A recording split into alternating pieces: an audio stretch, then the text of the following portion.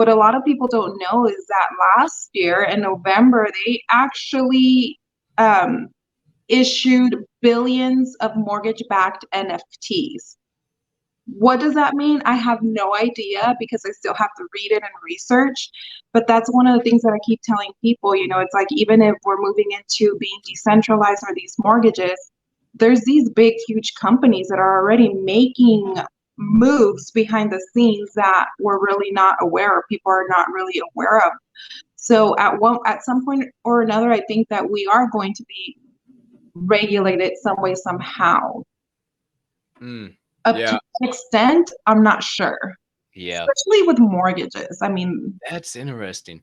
uh-huh. That's interesting. I haven't thought about it from that perspective, Leslie, and that's why I always kind of I like to dive into the hot topics because I too agree with you as far as there's going to be some type of regulation. But we've all anytime I've talked about it, it's like, how do you tax an NFT? How do you regulate NFT sales? How in the world is it possible to know? Because different traits are rarer and this and that. And how do you really I mean technically when you transfer an NFT for ETH, it's a taxable event, but that's not real money. So what are we even talking about? So that's where we usually go down in that perspective you shared. That's interesting. Maybe the government just keeps their hands in what they know. They leave all of us crazy JPEG people alone, and then they get their cut on all the IRL stuff with this technology. That's interesting. Yeah, I just recently met a gentleman that does prepare taxes, and he's actually doing a lot of taxes like for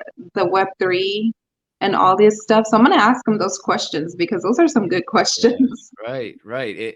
It's just who like how do you even know? Oh yeah, I sold this at one point in time when ETH was a gajillion dollars, and now ETH is worth 2 pennies. And like, well, that makes no sense, you know. And then you got the people who are tax loss harvesting. I mean, you can go down that rabbit hole of selling NFTs to themselves for a loss to write it off as a loss on their taxes. Like well, Crazy. I mean, what do you? How do you know? So very interesting, very interesting. But one more question, then we'll wrap it up and we'll get you out of here. I can't thank you enough for stopping by, Miss Leslie. But one more question, and it's a question I always ask every single one of my guests when they come on the show. And it's because anybody in this space in Web3, I've found, and you can correct me if I'm wrong, I found that they've battled some form of adversity. They are a creator of sorts, if you will, that entrepreneurial mindset, the mindset of never say never, and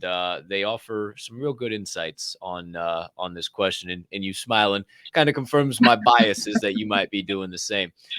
So I always ask this: what is your number one piece of advice to either somebody who's just about to take that leap of faith, take that jump into pursuing their passion, whether that's jumping into Web3, starting an NFT project, creating a YouTube channel, building their own IRL business, or something you or I don't even understand, but it's that flame, that burn, that I got to start women of basketball NFT, that in your head can't stop, right?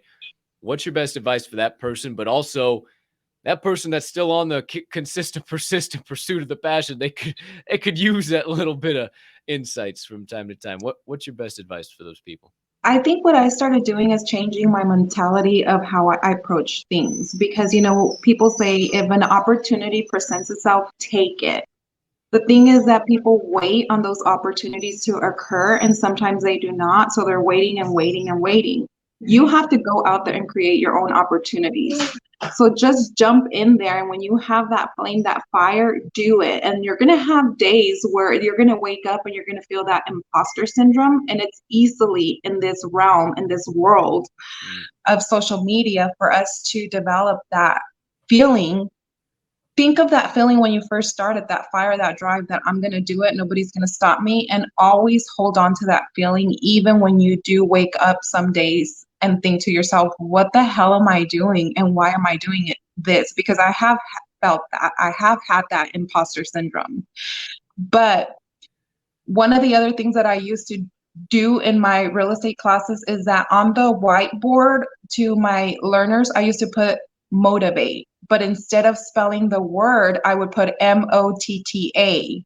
So they would tell me, hey, do you know that misspelled motivate. And I'm like, no, I spelled it right. It's motivate because I'm here to empower and inspire and motivate you to keep on pushing. So on the days that I do feel like I don't want to push forward, I tell myself, hey, your name is motivate. Motivate yourself, inspire yourself, empower yourself, and keep on pushing. Using her own name to drop some heat. Holy smokes, motivate, ladies and No, I gentlemen. don't smoke it and I don't sell it. Write it down twice, underline it 4 times. Absolutely amazing. It's between you and you at the end of Yeah. the day. And I love what you say, because I share that perspective a lot too.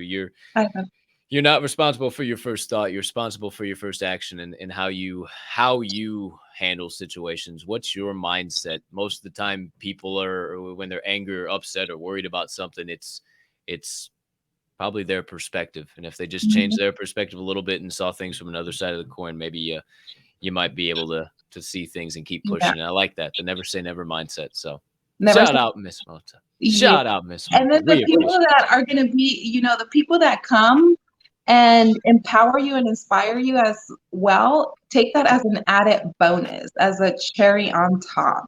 it. But can Absolutely. I ask you a question, Colton, before we wrap up? No. It's going to be a fun one. Lay it on me. If you were to wake up tomorrow as an animal, what animal would it be, and what would be your theme song? Who's in here talking shit? Who's in here talking shit to you, Leslie? I ain't got no time for this. Who's in here talking shit, trying to steal my flow? You What?